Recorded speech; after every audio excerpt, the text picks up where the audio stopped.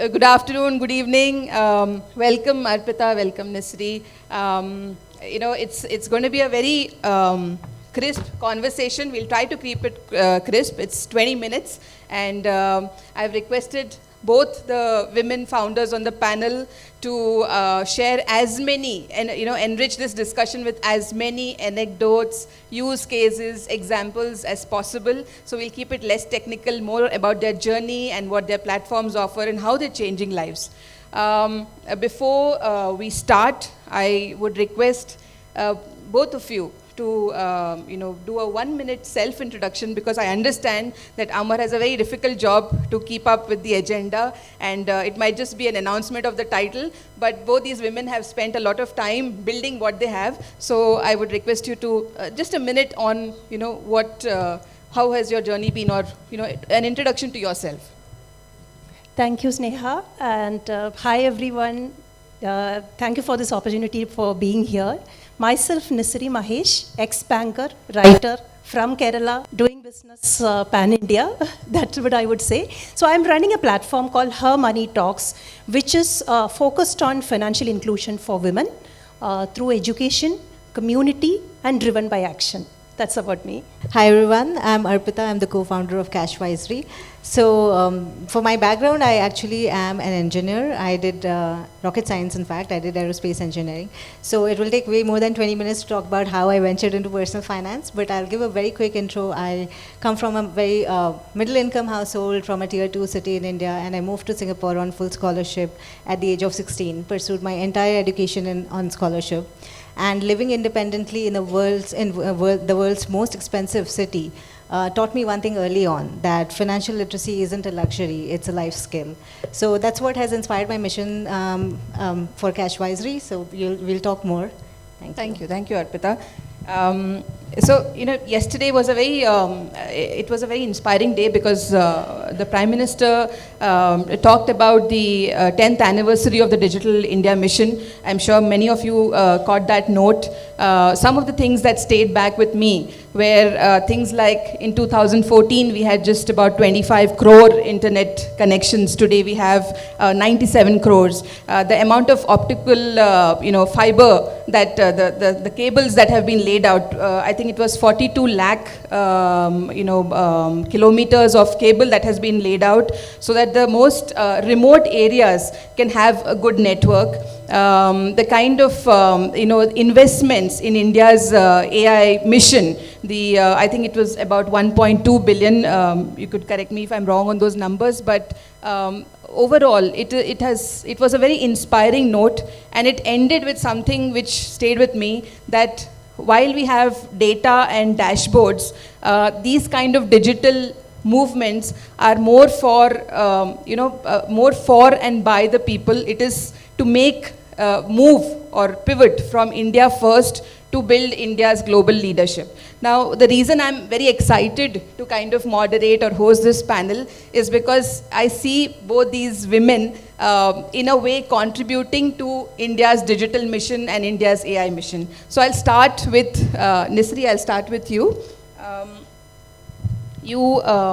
From a literature student to a banker, and then a content company, and then again to building a financial platform for women. I think you have about 1 lakh plus women on your platform now.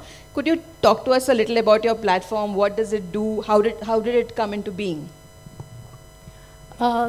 I'm an ex-banker, like I mentioned, and I'm also into writing. So the beginning of HerMoneyTalks was combining these two, the banking knowledge as well as the skill for writing.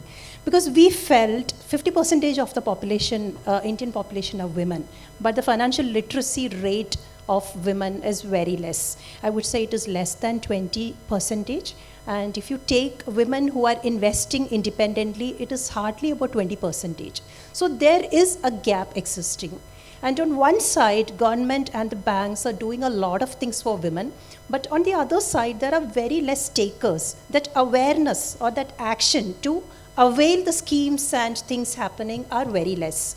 So we started a platform, HerMoneyTalks, to be the voice of women who are financially empowered and helping them take action through education, community, and a curated marketplace of services and products. So initially when we started, we thought we started as a platform where just disseminating knowledge and women could come and read and get the knowledge. And then we realized that as the topic is finance, women are not going to come forward, call it society or culture or different reasons. There's always a feeling for women that finance is something overwhelming. So that's where we understood that we have to reach out to them, we have to talk to them, understand what is the problem. When I started, there are people who ask me like, why there is a financial platform for women? Are you politicizing finance? I mean, money is for everyone, no? Then why should you create a different platform for women?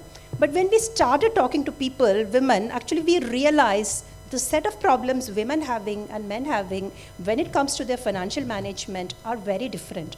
So we started by conducting small breakfast meetups in Bangalore where women, 10, 15 women come and openly talk about the challenges they face. These are mostly corporate women and women entrepreneurs. When we started talking to them, we understood like the real problem starts from the families where the husband and wife don't have a financial conversation. Open financial conversation is not happening. And husbands may be investing, but they may not be talking about that in their homes. And so many wives don't have access to the investments or the passwords or the bank accounts and all. So then what happens, if something happens to the male member of the family, the female members, they are not able to track the money. So such kind of problems are existing a lot. So we focus on education, conducting programs, educative programs pan-India. We work through corporates and other women platforms and any organization who are looking forward to empower women and even families through our educative programs, and after that we do one-on-one hand-holding. And they can also avail the curated programs or the services available in our platform. So that's our journey. So far we have reached out to 1.5 or I would say around 2 lakh women, conducted more than 2,000 programs pan-India, and we have women-led chapters in 8 cities. These are women leaders who are passionate about this cause and running the chapters for us. That's all about our journey. I want to share something with all of you. It's the strangest coincidence, but I was with, for the longest time with a company called Exchange for Media, before that with events, education, cause-related communication, all of that. After about 22 years, I decided I want to take a career break and figure out what I want to do. During that time, I wanted to attend as many different things as possible. And one of the things that I, and especially things which are led by maybe women entrepreneurs or something which is different from my field of communication. So I ended up registering for Nisary's workshop in Bangalore. And today I realized, Nisary shared that with me, that apparently Arpita also met Nisary at the same workshop at the same venue 2.5 years ago. This was May 2023. So, it's such a small world, and this is, I think, the best coincidence. Today we are all dressed in blue. I know it's a very small, silly remark, but some things, just come together. So I'm really beaming today. Nisary, when you talked about the journey, what you do you think, because this is a more AI in fintech kind of platform, so do you think that while there is AI in fintech, there still lacks, so artificial intelligence is there, but gender intelligence is lacking in financial services? Do you think that is the case? And could you maybe point out one example of where your company helped mentor, just a quick example of how you changed somebody's life with the kind of offerings that you have? That's a very good question. So gender intelligence in AI, I would say yes, it is needed and very less talked about. The simple example is that the way women and men approach money. So for men, it's more of numbers, it's more of data, it's more of analytics. That's how the brain wired. For women, it's more of emotions, because we connect with things. When it's coming to planning or finances, it's like for our kids, for our family, for our future.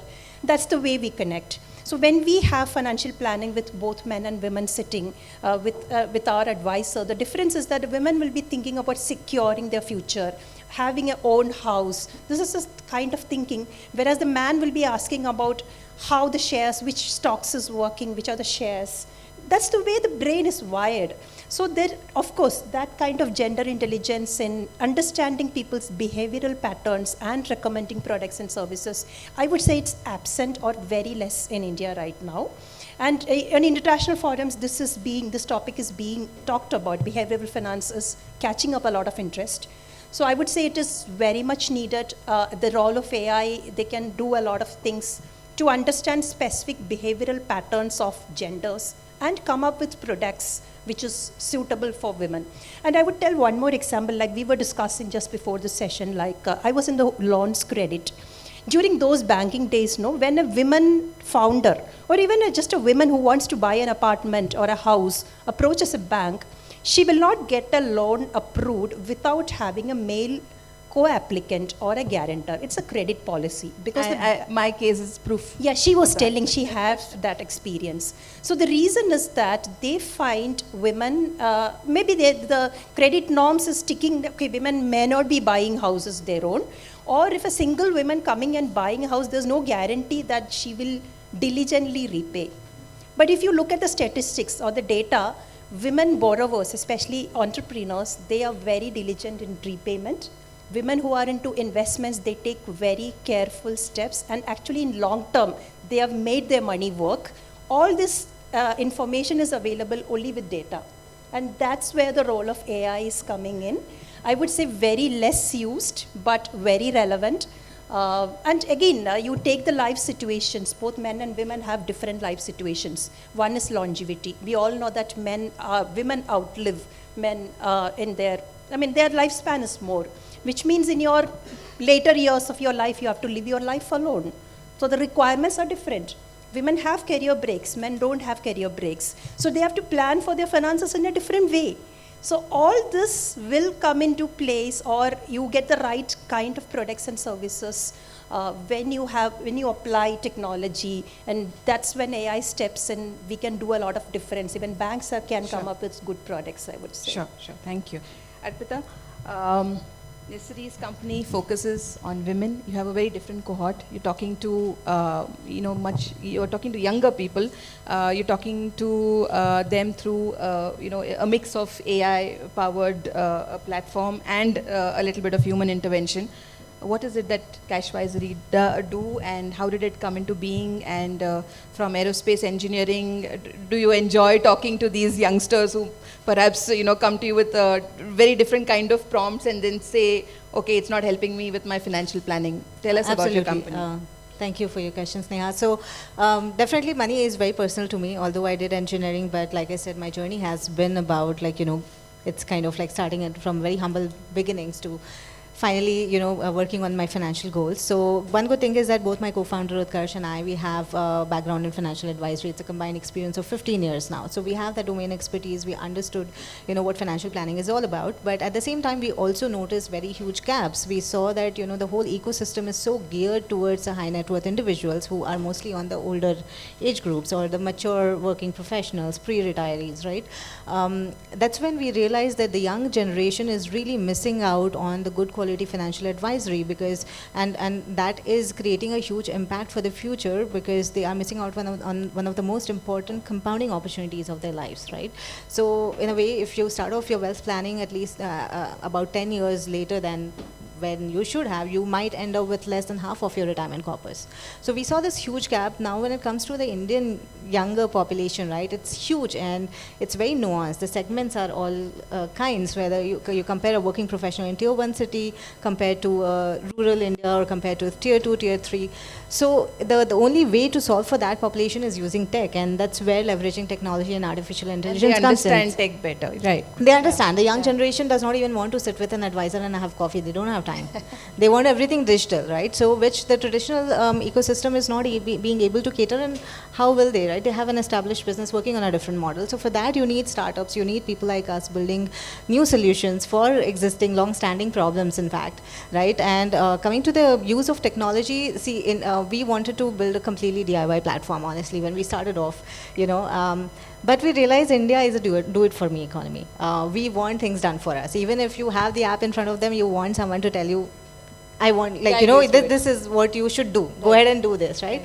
So what we do is we leverage technology. We want to leverage artificial intelligence to do all the hard work, to do the back end work, while the experts, the human beings, can actually interface with the end user, right? Just to give them that confidence that you can go ahead and get started. A little nudge also, perhaps. Exactly, that nudge is needed, and that's a hybrid model that we want to use. And today we've been able to cut down the data analysis time by 75% just with the use of technology. With AI, we will enhance it even further, maybe 10x or who knows 100x. We have about 6 minutes left, but I want the audience to know more about, when it comes to funding. I know that you're self-funded, Nisary. When it comes to funding, but you would have bumped into a lot of fellow founders who are, seeking investors. You're in the pre-seed stage. Can you share a little about how your journey has been on the funding route? What is it that investors seek from young founders like you? Okay, yeah, absolutely. So I think being on the founder side of the table, we won't speak on behalf of the VCs, but we can speak from experience. What has really worked out for us, and what we see for early stage at least, we are talking about pre-seed and seed stage. You don't really have like an evolved, a mature business or even a finished product. You're basically working on an idea or an MVP. So the investors are mainly betting on the founders. So a good domain expertise that we had, a good a founder market fit or founders chemistry is very important. You would be surprised how many startups fail because the co-founders had a fallout, right? So that strong team is very important, and of course the problem that you're solving, right? You have to go almost like obsessively behind the problem, because your product will go through thousands of iterations before it hits a PMF, the product market fit. But really, are you solving for that real urgent problem that the customers have, and you have to obsessively, and you have to have the conviction that you want to solve for it. So I think it's more about the why and showing the investors that you are the team that's going to figure out the how. Sure. And Nisary, I saw your last LinkedIn post. Nisary says that she spent only 8 days at home in Kerala and she was traveling rest of the month. So, I think her business has reached a level which she enjoys doing what she does. She was sharing that with me. How do you, from where you started off, I'm sure there must be a lot of challenges. How do you do this whole work-life balance conundrum? How do you manage it? And you seem to be really enjoying what you do, apart from adding, so much of purpose to people's lives. So can you share a little bit about how do you manage this balance? Do you have, talk a little about your team. I've met some of your team members at the last event. Arpita also has met. I come from a very traditional family background where they think, okay, it's not safe. Still, I will say in Kerala that we feel that if women traveling alone after 8 p.m. is not safe. So that's a typical background which I've been brought up. But my job or my work is involved in meeting a lot of people, interacting with people. So I'm forced to travel and I'm loving it. Coming to work-life balance, I would say, especially women, always there is a question that juggling between work and life, it's been a challenge for many women. So I've seen a lot of women being struggling in that. I've been from a corporate background, being into banking. Those years, yes, I also faced the same challenge of work-life balance. But when you are an entrepreneur, your company or your startup is your baby, I would say. So I have one baby is my kid and second baby is my startup. So it's like just like you're nurturing your baby, you nurture your startup, which is your second baby. And your first baby will see how you are nurturing your startup and learn from it. And that helps him or her groom herself or himself to a better individual. That's a simple policy which I follow. So I tell about my background. I got married very early, soon after my college. Then at that time, everybody asked, because women have a feeling that if you are having your marriage, you're having your kids early, that means that's end of your career, or that means a break in your career. And I've seen many of my friends have been postponing having kids or marriage or everything for the sake of career. I would say to all women or even men that getting married early and having kids earlier is in one way better. It's a blessing. It is helpful. The reason is that because early years of your career, no, you can sacrifice a little bit. But if you are in the mid of your career or later years of your career, it's very difficult for you to have a break. And when you are young, you have the support system, your parents also young, so you get the support system from your parents. But if you are older, your parents will also have health issues and all, because of you may not get the support system from your family, or even your husband is also maybe dealing with midlife crisis or career crisis, I would say. So it's very difficult to get the support system when you are getting older. In my case, it helped me a lot because my kid is now growing up seeing what I'm doing. And it's helped me. It's kind of internship he's doing in my startup, I would say. Oh, nice. So it's really nice. That's the way I balance work and life. Lovely. And I enjoy traveling. I try to connect with people a lot. And She's a great networker. You've not seen her during the break. No, in my home also, when I was working with corporate, yes, at that time my husband or my family used to tell that, hey, you are spending more hours at office and all. But when they see that we are creating a value, we are doing some good things, I mean, that support automatically, they love supporting me actually. Sure. And I mentioned that we have women-led chapters in 8 cities. All these are driven by volunteers, like women leaders who love to contribute to help other women. So that's the way our team, so whichever city I go, I have friends there, I have families there. That's how the whole ecosystem is driving us. That's the format, that's the model, okay. Arpita, tell us a little about, upskilling, reskilling. AI is such this magical creature, but it's also very scary. It's evolving at the speed of thought. How do you, understand this technology? How do you, because both of you are in a field where there are newer products that are hitting you, and you have to communicate about the same to your audiences. How do you upskill or reskill yourself? I mean, very simple. You have to keep pace with technology, no Do matter you which attend? field you have to. Yeah. So you have to. I mean, I haven't gotten the chance to attend too many events, but I do look at videos. I read blogs. I have this Your Story newsletter that keeps coming to my inbox, which is on AI. So I keep saving those documents to read up. So you have to, because AI is a revolution on its own, and very soon it's not going to replace people. It's going to replace jobs, and people will have to look for jobs that leverage AI. So, and AI is very much part of Cashvisory's roadmap. So for that, I have to do that anyway. So thankfully, it helps with my profession. But you have to set aside time for upskilling, for your own personal growth as well as for your profession. Yeah. And what Arpita has not shared is that she runs a very fun and cool podcast, the Cashvisory podcast. Please check it out. While I was, researching on both my panelists, I see that I'm a communications professional, but they have so much communication out there. They're hosting podcasts, they're talking about it. Arpita especially talks to so many diverse people, from design people to real estate people to somebody who started a AI finance company and lost money on his first trade. The conversations are humorous, and I learned a lot from what she has been learning from in her podcast. Yeah. So thank you. I believe time's up. There's not too much time, but I want to just ask you for one last. I know that you are literature student turned banker turned entrepreneur, and you're the aerospace engineer. But if there was a completely alternate career that you had to choose, what would that be? I would definitely stick to rocket science because I thoroughly enjoyed that. I would go back to physics any day. But yeah, maybe podcasting now that you have said. So she's admitting that AI is not rocket science. Okay. What about you, Nisary? Anything that I could connect with people and more creative. I like changes. So anything that keep changing, keep exciting, I would connect. Thank you so much. We don't have time for questions because it's a very tight schedule, but thank you so much. Thank you, both of you. It was a lovely conversation, and thanks for connecting again. It's a pleasure and a very candid conversation, I would say. Really enjoyed it.